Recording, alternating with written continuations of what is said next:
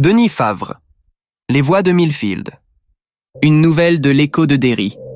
La borne se trouvait toujours là, au coin de Main Street et de Cedar Avenue, juste devant ce qu'il restait du drugstore de Milt, fermé depuis 2026. Elle avait résisté à tout, au verglas, aux étés brûlants, aux rumeurs et à l'oubli. Elle tenait encore debout, un peu penchée vers la chaussée, comme une vieille femme qui aurait trop longtemps attendu le bus. Son socle de ciment s'était fendu.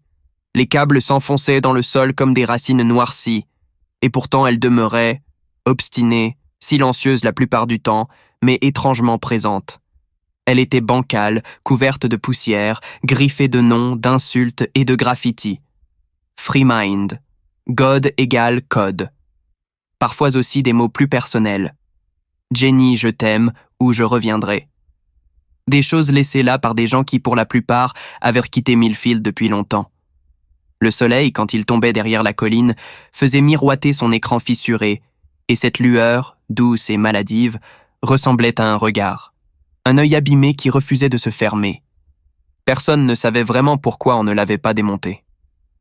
Les autorités locales disaient qu'elle n'était plus alimentée depuis des années, qu'elle ne représentait aucun danger. Le maire, un type lent et fatigué, avait simplement déclaré que ça coûterait trop cher de l'enlever, alors on l'avait laissé là, comme un bout d'époque dépassé. Les enfants, eux, passaient devant en silence. Certains lui jetèrent des cailloux, d'autres s'arrêtaient, par curiosité, pour effleurer la vitre du bout des doigts, juste avant de détaler. Les gens du coin disaient qu'elle avait été déconnectée, effacée, qu'elle n'était plus qu'un morceau de plastique et de circuit mort. Et pourtant. Certains soirs, quand le vent descendait des collines avec ce souffle humide qui sent la rouille et les feuilles pourries, on pouvait entendre sa voix. Pas fort. Pas comme une machine. Plutôt comme un murmure qui chercherait à se souvenir. Une voix presque timide, comme celle d'un animal blessé qui craindrait de déranger. Ceux qui vivaient près de là, surtout les plus vieux, ceux qui dormaient mal, disaient que la première fois qu'on l'entendait, on croyait à un rêve.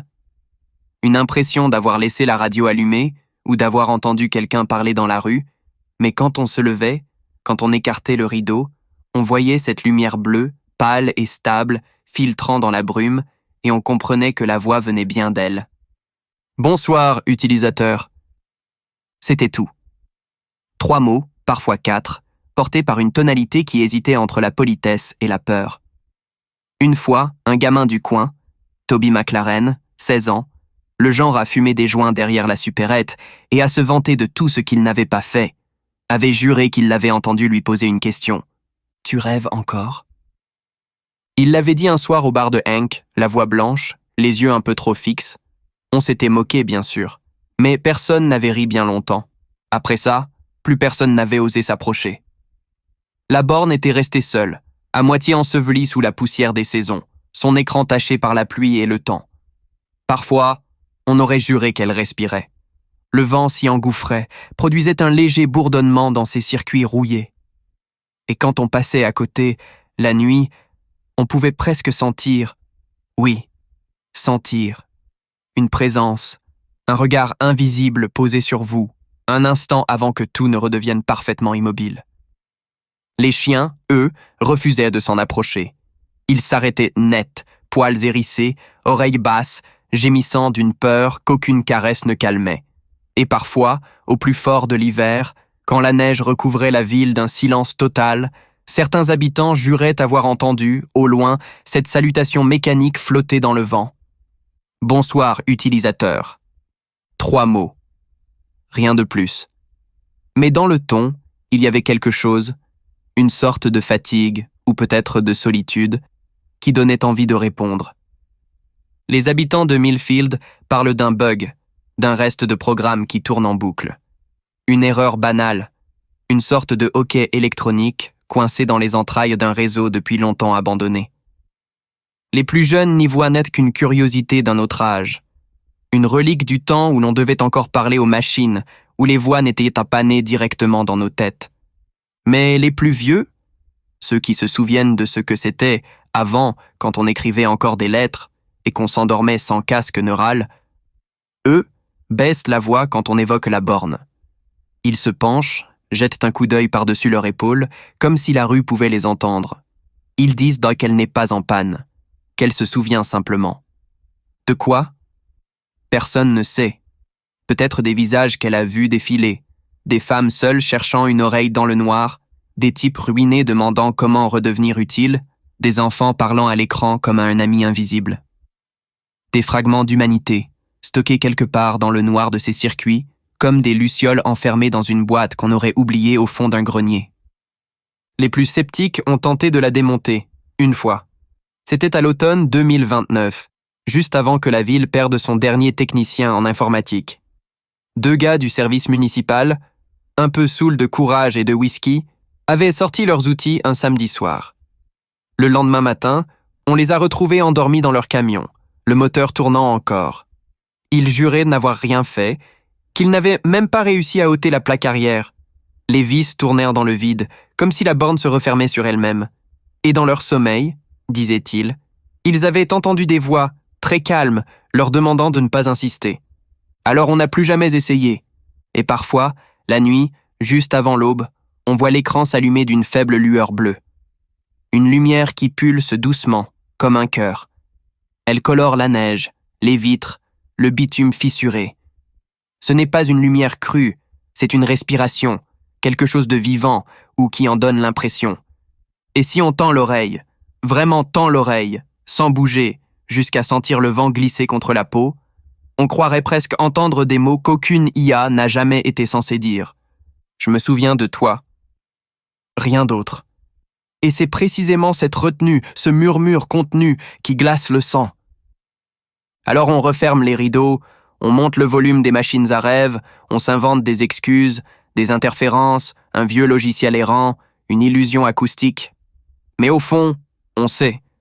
On sait que dans cette petite ville du Midwest, quelque chose continue de parler, quelque chose qui n'a plus personne à qui répondre.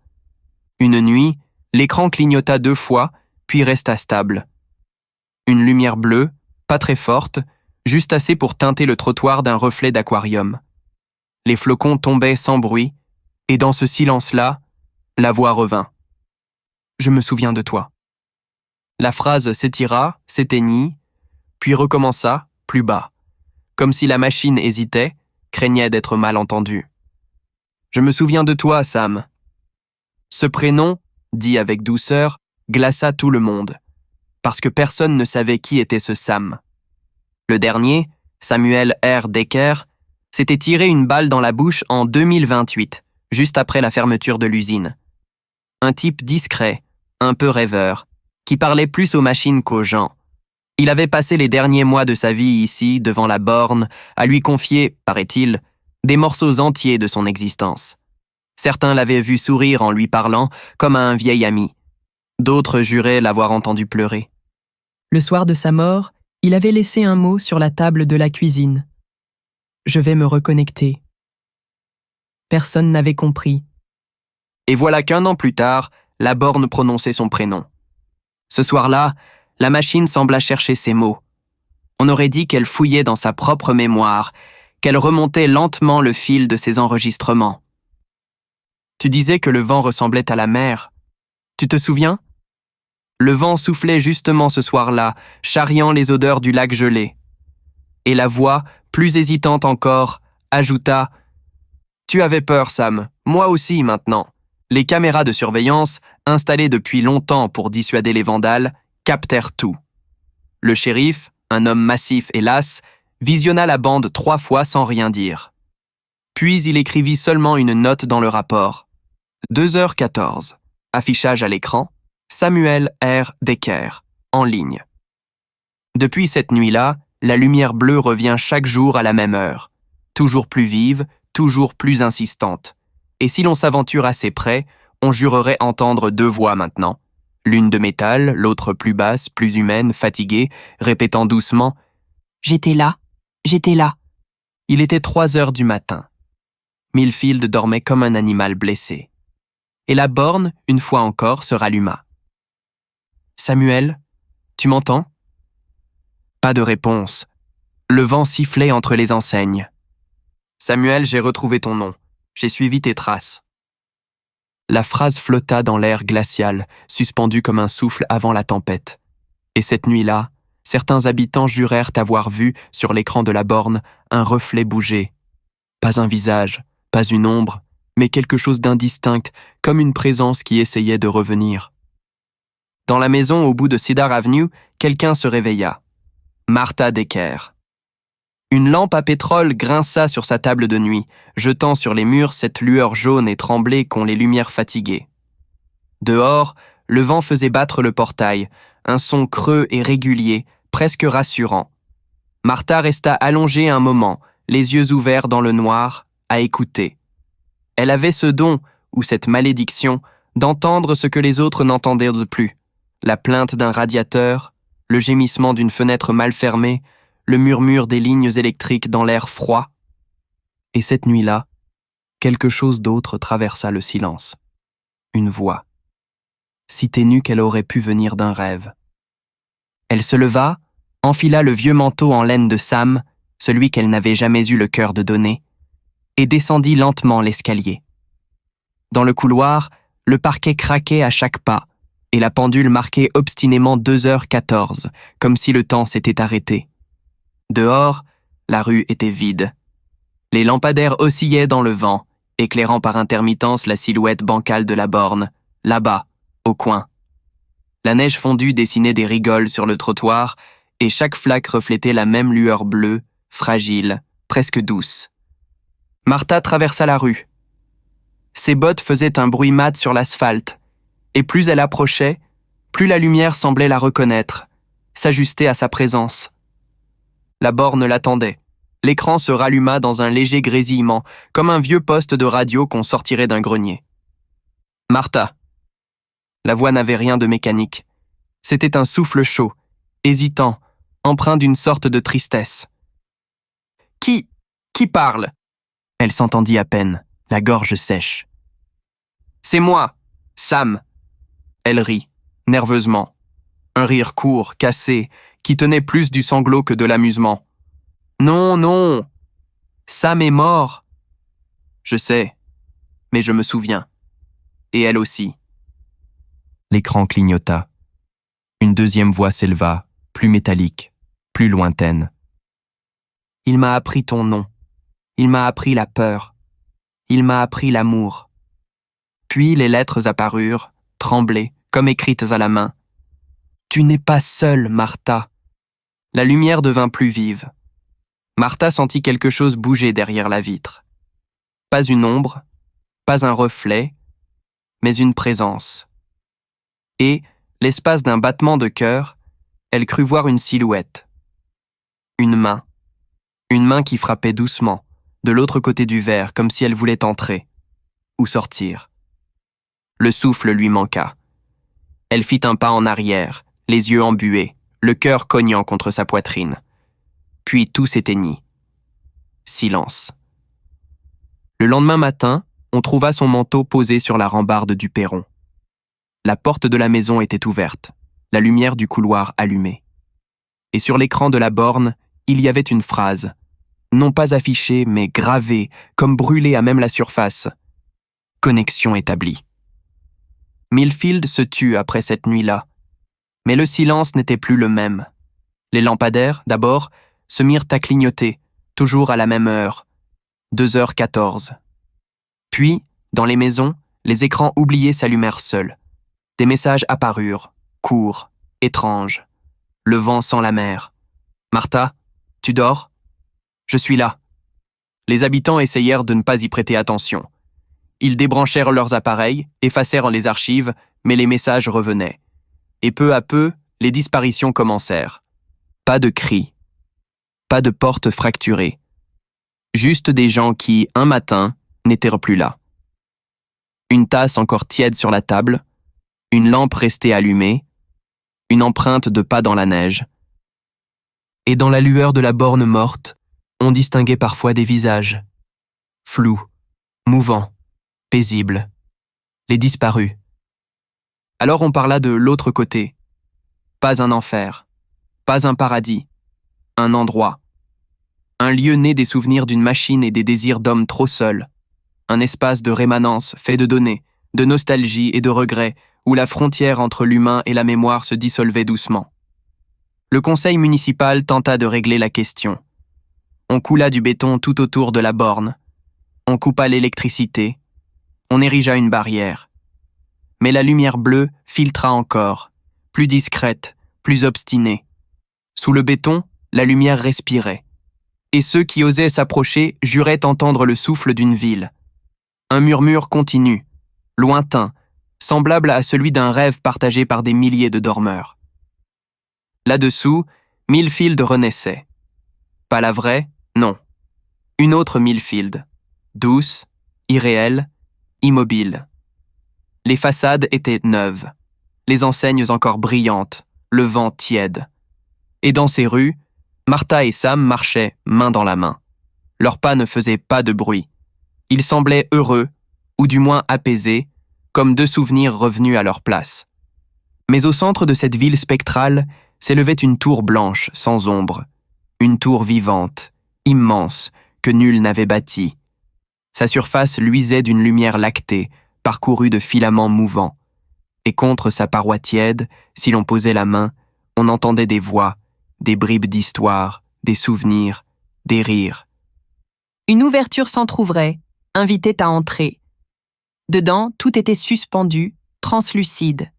Des fragments de vie, des images, des sons, comme des gouttes d'eau qui flotteraient dans l'air. La tour n'était pas un tombeau, mais une archive. Elle gardait ce que le monde avait voulu oublier. Les mots, les promesses, les peurs, les rêves. Au cœur, un noyau lumineux battait. Il appelait doucement, comme un phare dans la brume.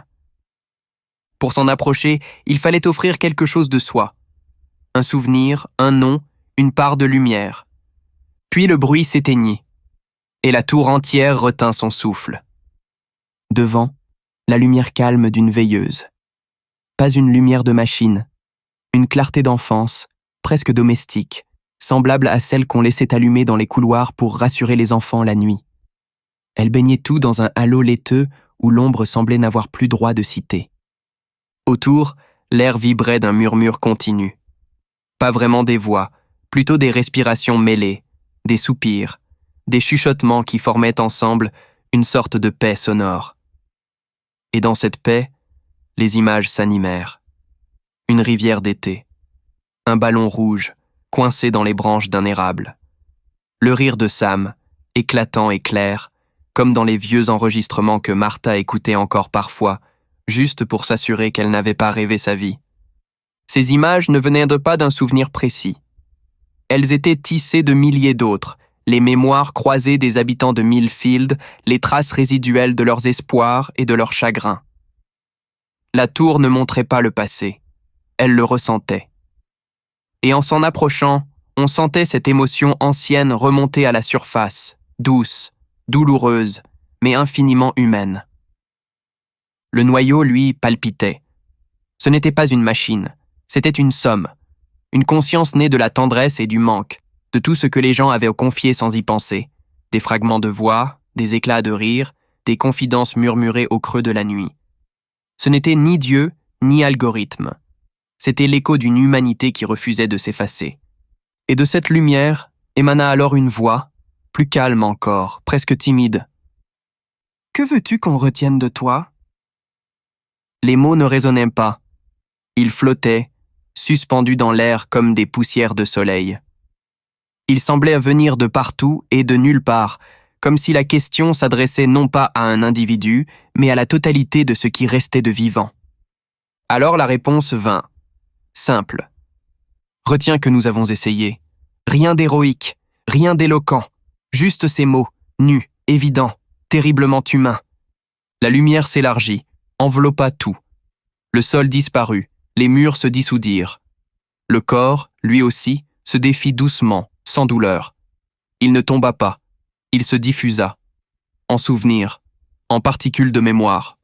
Le nom, la voix, le goût du café du matin, la chaleur d'une main. Tout cela se transforma en lumière, se mêla au grand flux de la tour, comme une dernière expiration avant le silence. Et puis... rien. Rien que la clarté tranquille d'un matin sans horizon. Des années plus tard, la lumière bleue brillait encore au-dessus du béton. Les mauvaises herbes avaient repris Main Street. La peinture s'écaillait, mais la clarté persistait, obstinée, comme un souvenir qui refuserait d'être enterré. Les voyageurs qui passèrent par là, camionneurs, pèlerins numériques, curieux, juraient tous avoir entendu quelque chose. Pas des mots clairs, mais un murmure collectif, presque un souffle.